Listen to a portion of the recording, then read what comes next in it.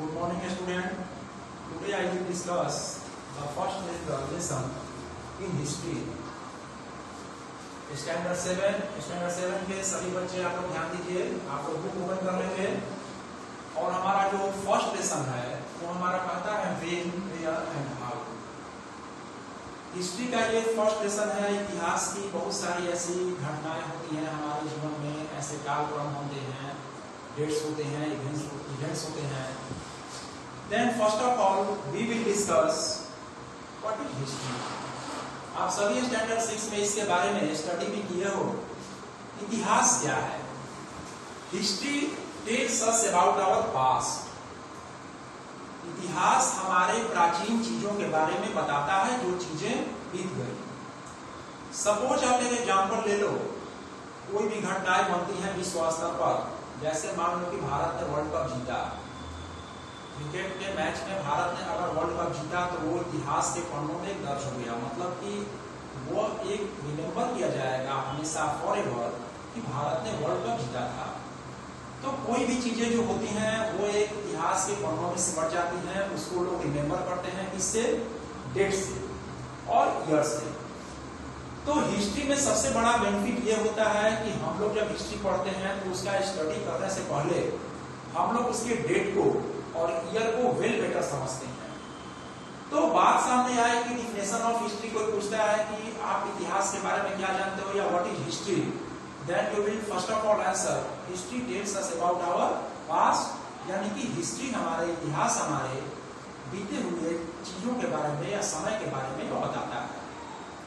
Classification of history, जब history का हम लोग वर्गीकरण करते हैं, इतिहास का वर्गीकरण करते हैं, then we can say that history divide into 3 parts।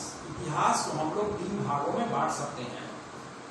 First of all ancient history, number 1 we can say ancient history, और आप नोट कर लो हमारा पहला जो है वो है एंशिएंट हिस्ट्री। सेकेंड नंबर जो हमारा है वो क्या है? Medieval history, medieval history.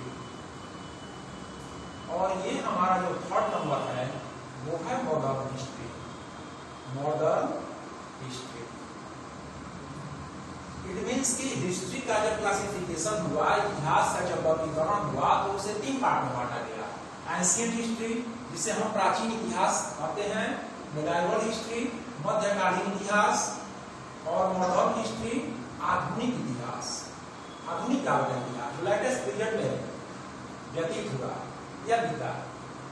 तो सबसे पहले हम लोग चर्चा करते हैं एंशिएंट हिस्ट्री। एंशिएंट हिस्ट्री का बहुत सारी ऐसी चीजें जो होती हैं वो कॉम्प्लिकेटेड हैं, उलझी हुई हैं। इसलिए उलझी हुई हैं कि उनका बहुत ज्यादा रिटेन रिकॉर्ड या बहुत ज्यादा कोई चीजें नहीं मिली हैं। अगर मिली भी हैं तो एक काल क्रमबद्ध में, यानी कि एक सीरियल रूप में उनका कोई भी चीज प्राप्त हमें नहीं हुआ है, चाहे वह खुदाई से मिली वस्तुएं हो या फिर उसका लेख हो, शिलालेख हो। बहुत सारी ऐसी चीजें हैं जैसे चोल वंश, चेर वंश, पांड्य वंश, ये सारे आप पढ़े भी थे स्टैंडर्ड 6 में। तो ये थोड़ा हमारा एंशिएंट हिस्ट्री जो है वो कॉम्प्लिकेटेड है। अब हम लोग बात करते हैं मेडाइवल हिस्ट्री, मध्यकालीन भारत की बात करते हैं। तो मध्यकालीन भारत जो हमारा शुरू होता है वो 1206 यानी कि 1206 ईस्वी से लेकर लास्ट कहां तक होता है? तो ये लास्ट होता है मुगल वंश का सत्ता जब खत्म हुआ, यानी कि 1206 से, यानी कि 1206 से बहुत सारे ऐसे वंश भारत में आए। इसमें गुलाम वंश था, खिलजी वंश था, तुगलक वंश था, सैयद वंश था, लोधी वंश था।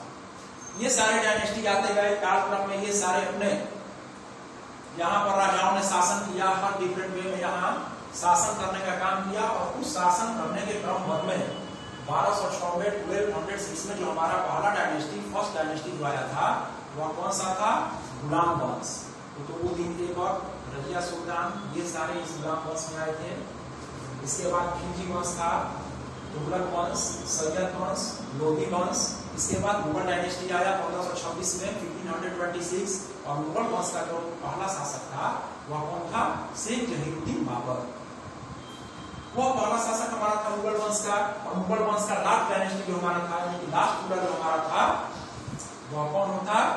बहादुर शाह जफर द्वितीय। बाद में क्या हुआ कि अंग्रेजों ने उसे पकड़ लिया और पकड़ने के बाद बर्मा की राजधानी रंगून में ले जाकर उसे कैद करके उसे मृत्युदंड दे दिया, उसे मार दिया गया। मुगल वंश जैसे ही समाप्त हुआ, उसके बाद सिपाही विद्रोह, उसके बाद हमारे शुरुआत हुई किसकी? मॉडर्न हिस्ट्री की, आधुनिक भारत की हमारी शुरुआत हो जाती है। तो हमने देखा कि हिस्ट्री को अगर हम लोग डिफाइन करते हैं तो उसे हम लोग 3 पार्टों में बांटते हैं, एंशिएंट हिस्ट्री, मेडाइवल हिस्ट्री और मॉडर्न हिस्ट्री। अब सोर्सेस ऑफ हिस्ट्री, बात आती है कि इतिहास के स्रोतों के बारे में हम लोग बात करते हैं, तो ये सारे स्रोत हमें कहां से ऑब्टेन होते हैं, कैसे हम जानते हैं अपने इतिहास के बारे में, कैसे अपने हर चीजों के बारे में जानते हैं कि वो हमारा डिटेल रिकॉर्ड्स है, उन सारी चीजों के बारे में हम कैसे जानते हैं, हाउ वी नो। बहुत सारे ऐसे डायनेस्टी आते हैं, बुक में आते हैं, जैसे चंद्रगुप्त मौर्य, पाटलिपुत्र मौर्य वंश का शासन रहा, या फिर गुलाम वंश, सैयद वंश मुगल डायनेस्टी में। तो आखिर हम इन वंशों के बारे में कैसे जानते हैं? ये घटनाएं हमसे 500-600 साल पहले हुई थी, तो 500-600 साल पहले हम जिंदा थे नहीं, या फिर हमारी इस धरती पर उत्पत्ति नहीं थी, एग्जिस्टेंस हम नहीं थे, तो फिर हम कैसे जानते हैं, हाउ वी नो। एक जानने का ये तरीका होता है, किस प्रकार हम जानते हैं। तो बहुत सारी ऐसी चीजें हैं, उन चीजों की हम लोग चर्चा करेंगे कि आखिर हम लोग अपने इतिहास के बारे में कैसे जानते हैं। आर्कियोलॉजिकल सोर्स, आर्कियोलॉजिकल सोर्सेस क्या होते हैं कि archaeological is the study of history to the material event of human life. मतलब कि मानव जीवन में कुछ ऐसे हमारे स्रोत मिलते हैं जिसके बारे में हम लोग अपने हिस्ट्री के बारे में जानते हैं, जैसे monuments, paintings, sculpture, inscription and coins. Monument means बड़ी बड़ी जो इमारतें होती हैं, बड़े बड़े जो बिल्डिंग बनवाए गए। पेंटिंग्स, महाराजाओं के द्वारा, राजा महाराजाओं के द्वारा जो पेंटिंग्स बनाए गए। क्वाइंस, जो सिक्के मिलते हैं। स्कल्पचर, दीवारों पर नक्काशी जो की गई, उन सारी चीजों के बारे में हम लोग जानते हैं। जैसे आप एग्जाम्पल ले लो, मॉन्यूमेंट्स, जैसे मान लो कि आप कुतुब मीनार, ताजमहल, ये सारे बड़े बड़े मॉन्यूमेंट्स हैं। या फिर राजस्थान में आप जाओगे तो डिफरेंट टाइप्स आपको फोर्ट दिखाई देंगे, हर राजाओं के बनाए गए अलग अलग बड़े बड़े आपको किले दिखाई देंगे। तो उन सारे किलों को देखकर हम ये अनुमान कर सकते हैं कि हमारे बड़े बड़े जो भी वंशज आए, उन वंशजों ने अपने मेमोरेबल, यानी कि उनका मॉन्यूमेंट्स बनवाने का उद्देश्य क्या होता था? फर्स्ट ऑफ ऑल, या तो वे मॉन्यूमेंट्स बनवाते थे, बड़े बड़े अट्टालिकाओं का निर्माण, बड़े बड़े अपने भवनों का निर्माण इस उद्देश्य से कराते थे कि उन्होंने विजय किसी राजा पर अगर अटैक किया तो उस राजा को अगर वह युद्ध में जीता तो उन्होंने उसके एक मेमोरेबल, यानी कि मेमोरी विक्ट्री के रूप में उन लोगों ने उस मॉन्यूमेंट्स का निर्माण करवाया। ये सारी बातों को हम लोग समझते हैं अपने हिस्ट्री के बारे में। पेंटिंग्स, पेंटिंग्स के बारे में भी आप बेटर जानते हो कि दीवारों पर जो पेंटिंग की जाती थी, जैसे आप चले जाओगे आगरा में, आप चले जाओगे आगरा में, आप जो वहां पे फोर्ट है, आगरा फोर्ट, उसमें आप देखोगे कि दीवारों पर जो भित्ति चित्र बनाए गए हैं, उन दीवारों पर जो पेंटिंग्स बनाए गए हैं, उन पेंटिंग्स के बारे में आप समझ सकते हो कि हमारे हिस्ट्री कितनी डेवलप हुई, यानी कि उस समय के लोगों के बारे में हम जान सकते हैं। या फिर अजंता या एलोरा के केव्स जो महाराष्ट्र में हैं, उन गुफाओं में जो चित्र बनाए गए हैं, जो दीवारों पर पेंटिंग्स बनाई गई हैं, उन पेंटिंग्स को देखकर हम समझ सकते हैं कि हमारी हिस्ट्री कितनी डेवलप थी, हमारा इतिहास कितना डेवलप किया हुआ था उस जमाने में। उस जमाने में लोग कैसे थे, उस जमाने में कैसे लोग चित्र बनाते थे, कैसे अपने जीवन को चलाते थे, इन सारी चीजों को हम लोग समझते हैं कैसे? पेंटिंग्स के थ्रू, क्वाइंस के थ्रू। खुदाई में बहुत सारी ऐसी चीजें मिली हैं जहाँ पर बहुत जगह पर खुदाई होती है, खुदाई में हमें अवशेष मिलते हैं, तो उन अवशेषों के थ्रू हम लोग समझते हैं कि जो अवशेष मिट्टी में दब गए, जैसे क्वाइंस हुए, सिक्के हुए, सिक्के के ऊपर जो राजा महाराजाओं के चित्र थे, उन पर ईस्वी डेट या सन जो भी है लिखा होता है, तो उस समय के राजा महाराजाओं के जो चित्र बने होते हैं, उसके बारे में हम देखकर समझ सकते हैं कि यह किस काल का सिक्का है, किस जमाने का सिक्का है, और उस जमाने में किस प्रकार के सिक्के चलते थे, उसके बारे में हम लोग देखकर समझ सकते हैं। आर्कियोलॉजिकल सोर्स के बारे में हम लोग ये अध्ययन करते हैं। अब बात आती है monuments and buildings. Historical monuments and buildings such as palaces, temple, forts, mosques, tomb, clock tower, etc. help to reconstruct the past in the many ways. अपने प्राचीन इतिहास को समझने में, प्राचीन काल के बातों को समझने में, अपने इतिहास को समझने में बड़े बड़े temple, palaces, mosque, tomb, clock tower, ये सारे हमें हेल्पफुल सहायक होते हैं। ये हमें सहायता प्रदान करते हैं अपनी इन सारी जानकारियों को देने के लिए। मध्यकालीन भारत की हम लोग चर्चा करें तो मध्यकालीन भारत में फेमस मॉन्यूमेंट्स कौन कौन से थे? तो Humayun tomb, Qutub Minar, Quwwatul Islam Masjid, Jama Masjid, red fort in Delhi and Agra, Taj Mahal, Hoysaleswara temple, ये सारे हमारे मॉन्यूमेंट्स कहाँ मिलेंगे? मेडाइवल पीरियड में। We obtain all this monument in the medieval history, यानी कि मेडाइवल मध्यकालीन भारत के इतिहास को हम लोग देखते हैं तो आगरा का फोर्ट हो गया, हुमायूं का टॉम हो गया, कुतुब मीनार हो गया, जामा मस्जिद हो गया, इन सारी चीजों को हम लोग पाते हैं। They get a lots of information, वे बहुत सारी जानकारियों को देते हैं। कैसी जानकारियों को देते हैं? उस जमाने के, उस काल के राजा महाराजाओं के बारे में बताते हैं, कैसे वे लोग अपने जीवन चलाते थे, कैसे वे लोग युद्ध को लड़ते थे। इन सारी चीजों की जानकारी हमें उन इमारतों को, उन बिल्डिंगों को देखकर मिलती है जो इमारतें आज भी यथावत रूप में खड़ी हैं। Inscription are writing engraved on solid surface, including rocks, metal, pillar, and stone tables, and other structure. Written in various language and scripts, the inscription record wild proclamation, religious instruction, and gifts to temple people of the day. Inscription बता रहा है कि पुराने जमाने में क्या होता था कि जब कागज और कलम का आविष्कार नहीं हुआ था, उस जमाने में जो हमारी लिपि डेवलप थी, जो लिखने का काम होता था, वह कैसे होता था? वह पत्थरों पर होता था। लोग पत्थरों से खुदाई करके या जैसे भी होता था, वे लोग पत्थरों को पीट कर या तराश कर पत्थरों पर लिखने का काम करते थे, जिसे हम लोग इंस्क्रिप्शन बोलते थे। उन पत्थरों पर लिखी गई चीजों को दीवारों में लगा दिया जाता था, और वो चीजें जब आज बरामद होती हैं तो हम लोग समझते हैं कि उस जमाने में लोग लिखने का काम कैसे करते थे। बहुत सारी ऐसी चीजें मिली हैं पुराने जमाने की जो लिपि थी, वो ब्राह्मणी अशोक जमाने में जो मिली है चीजें, उसमें ब्राह्मणी लिपि या खरोष्ठी लिपि का प्रयोग हुआ है, या फिर मुगल काल में जो भी बरामद हुई उसमें उर्दू भाषा का प्रयोग किया गया है, फारसी लैंग्वेज का प्रयोग किया गया है।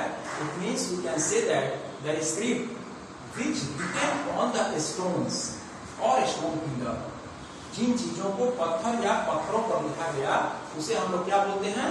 इंस्क्रिप्शन। ये इंस्क्रिप्शन किस लिए बनाए जाते थे? ये इंस्क्रिप्शन किस लिए लिखकर दिखाए जाते थे? ताकि आने वाली जो हमारी पीढ़ी है, साल दर साल बीत गया, राजा महाराजा खत्म हो गए, उनका वंशज खत्म हो गए, समाज बदलता गया, तो आज भी हम उस इंस्क्रिप्शन को देखते हैं तो समझ पाते हैं वो इंस्क्रिप्शन क्या कह रहा है, what this inscription tells about. हम समझ सकते हैं उस काल में भी लिखने की कला जो थी वो डेवलप थी, इसे हम इंस्क्रिप्शन बोलते हैं।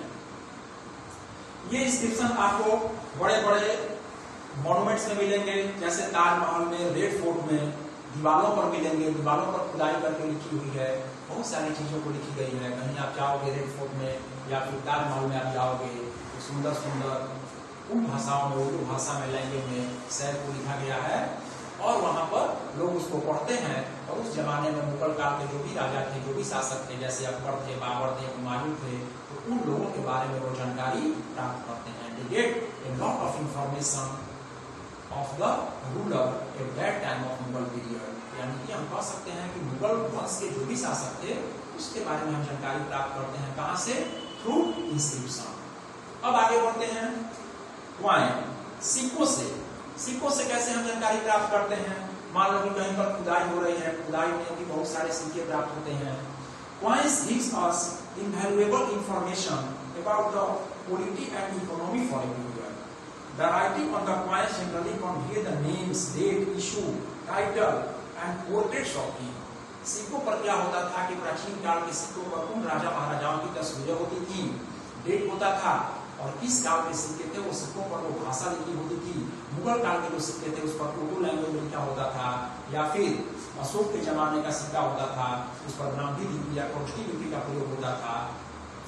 तो राजा महाराजाओं की तस्वीरें उन सिक्कों पर अंकित होती थी। ये सिक्के या तो फिर सोने के होते थे, या फिर चांदी के होते थे, या फिर तांबे के बने होते थे। These coins were emblem, वे सिक्के प्रतीक थे। किसके प्रतीक थे? डायनेस्टी के, उस जमाने में उन साम्राज्य राजा महाराजाओं के प्रतीक थे। Coins throw light on art, religion, economic condition, trade। ये सिक्के क्या बताते थे?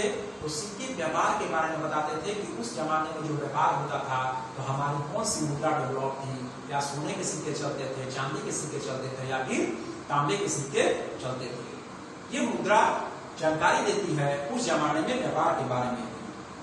Moreover, the distant places where the coins are excavated give an idea about the empire.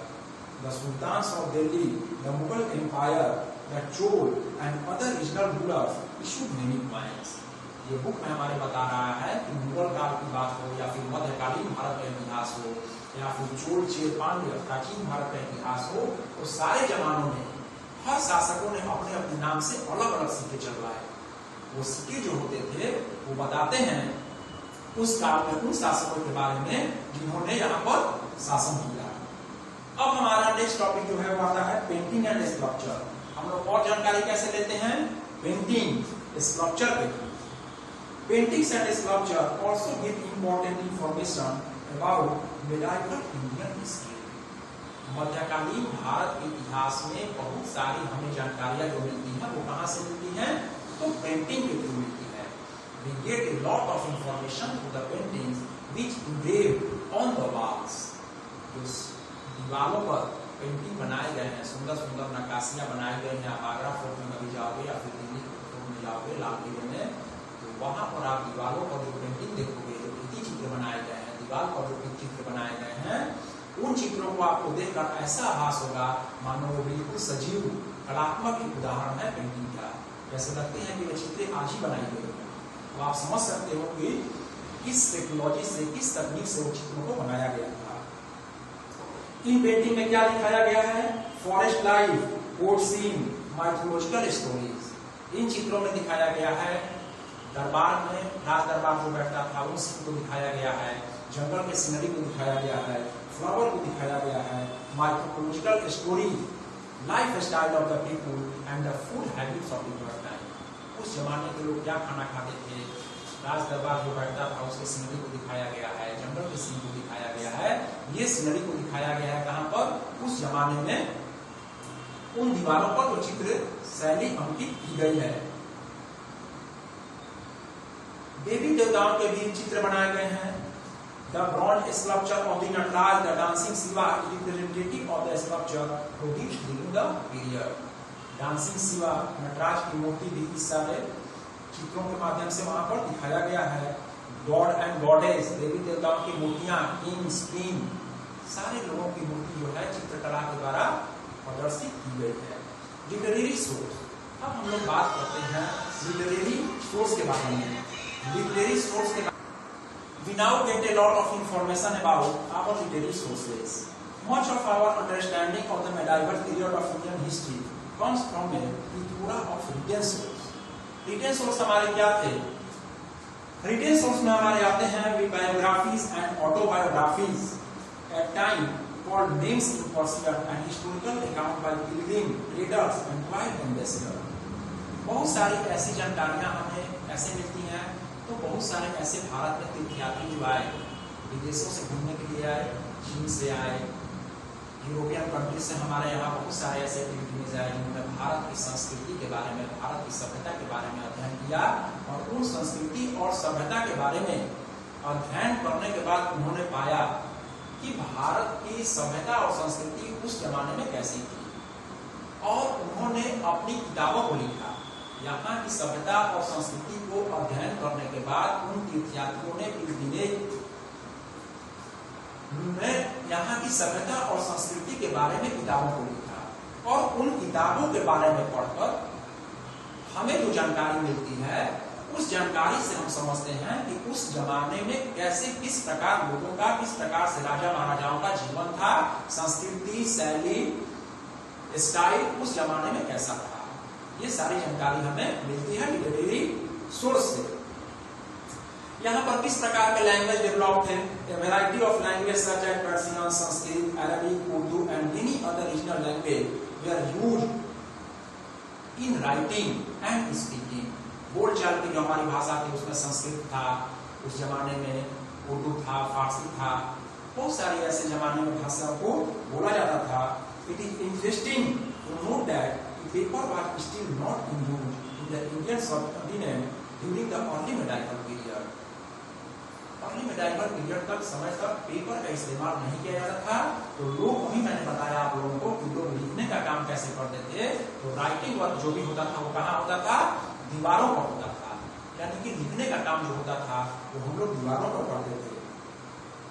अब बात आती है court Chronicle. A number of scholars belonging to this period wrote about history of dynasty of the period.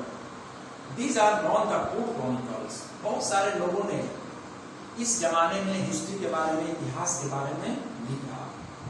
जैसे आपको यहाँ बता रहा है कि अवध अल कादिर बदाउनी एंड मुंतखाब उल तवारीख और selection of chronicles a work in 3 volumes that deals with the regions of Babur, Humayun and Akbar. Barani ने क्या लिखा? Tarikh Firoz Shah Tughlaq region is another famous court chronicle which describe the history of the Delhi Sultanate. बहुत सारे ऐसे राइटरों ने बुक में लिखा है और उन बुक से हमें जानकारी मिलती है उस जमाने के शासकों के बारे में। पलघड़ का राज तरंगनी था जो 11वीं शताब्दी में लिखा गया। पलघड़ का राज तरंगनी लिखा, इसमें कश्मीर के राजाओं के इतिहास के बारे में उसने लिखा। It provides a lot of information about the history of the Kashmir rulers, यानी कि कश्मीर में शासन करने वाले राजाओं के बारे में पलघड़ ने अपनी पुस्तक राज तरंगनी में सारी बातों का विवरण किया। आईने अकबरी पुस्तक थी अबुल फजल की। बहुत सारे ऐसे फॉरेन ट्रैवलर थे। Number of foreign travellers, scholars, pilgrims and ambassador visited to court of different rulers during the medieval period. बहुत सारे ऐसे पिलग्रिम्स थे, तीर्थयात्री थे जो घूमने के लिए भारत में आते थे। वे लोग यहाँ के शासक के दरबार में आते थे। किस लिए आते थे? तो यहाँ की सभ्यता, संस्कृति, यहाँ के परिवेश, यहाँ के माहौल, यहाँ के कल्चर ये स्टडी करने के लिए आते थे। यहाँ की सारी चीजों को रूबरू होते थे और पुनः अपने देश चले जाते थे और वहां पर वे लोग पुस्तक को लिखते थे, किताबों को लिखते थे और उन किताबों से आज भी हमें जानकारी मिलती है कि उस समय का इतिहास कैसा था और उस समय हम लोग किस प्रकार से यहाँ के शासन को चलाया जाता था। Writing of foreign travellers. अभी मैंने आपको बताया कि यहाँ पर आप देख रहे हो कि Domingos Paes of Portugal, Ralph Fitch, William Hawkins Sampson, Thomas Roe of England, Niccolo Conti and Niccolo Manucci of Italy, Bernier and Tavernier of France also serve as valuable source for the history in the medieval period. इन लोगों ने यहाँ मध्यकालीन भारत के इतिहास के बारे में बताया। Religious literature. हमारे बहुत सारे ऐसे धार्मिक साहित्य हैं, रिलीजियस लिटरेचर हैं जिसके बारे में हम जानकारी प्राप्त करते हैं। जैसे आप कबीर के दोहा के लोग, the sons and sage associated with these movements composed poems, songs, doha and the local language which reflected period during their rule। यानी कि रामायण, महाभारत और कबीर के द्वारा लिखी गई जो भी दोहाएं थी वो समाज में बहुत बड़ा इम्पैक्ट डालता है, समाज में एक बहुत बड़ा प्रभाव डालता है। रामायण और महाभारत की जो कथाएं थी वे are translated into regional language. Ramayana जो था वो ट्रांसलेट किया गया, हर लैंग्वेज में उसको ट्रांसलेट किया गया। तो उस लैंग्वेज के समझने वाले लोग उस जमाने के बारे में समझे कि राजा महाराजाओं का वहां पर हमारा शासन कैसा था। रीजनल लिटरेचर की बात करें तो क्षेत्रीय भाषाओं में भी बहुत सारी किताबों को राइटरों ने लिखा, जिसमें गीत गोविंद के राइटर जो थे वो जयदेव थे। चंद्र बरदाई, पृथ्वीराज रासो रचना की। During this period text were composed in different language. अलग अलग भाषाओं में इन सारी चीजों को कंपोज किया गया, जैसे Marathi, Urdu, Tamil, Persian, Kannada, Arabic and there are so many regional language and all the our books were composed in different types of regional language that people get benefited from these books। लोग इस बुक से लाभान्वित हुए, उन सारी बुक को regional language में पढ़ा, उन क्षेत्रीय भाषाओं में पढ़ा। Calligraphy. What is calligraphy? Calligraphy is basically the art of writing alphabets in an artistic manner। यानी कि लिखने की जो कला हमारी थी तो आर्टिस्टिक मैनर में, यानी कि कलात्मक रूप में जब हम लोग दीवारों पर लिखते हैं तो उस लिखने की कला को हम लोग क्या बोलते हैं? कैलीग्राफी। आप यहाँ अपने बुक में देख रहे हो पेज नंबर 133 में कैलीग्राफी का यहाँ पे एक सुंदर नमूना दिखाई दे रहा है। इसमें उर्दू भाषा में ये लिखा गया है, एक फ्लोरल डिजाइन भी बन रहा है और यहाँ पर एक लिखने की जो उर्दू भाषा में लिखी गई है वो एक शैली भी डेवलप है। तो कैलीग्राफी क्या थी? कैलीग्राफी जो हमारी थी कि डिजाइन यानी कि आर्ट के रूप में लिखना, यानी कि लिखने की जो चीजें थी, जो हम लोग चीजों को लिखते थे दीवारों पर, उन चीजों को एक फ्लोरल डिजाइन के रूप में लिखना।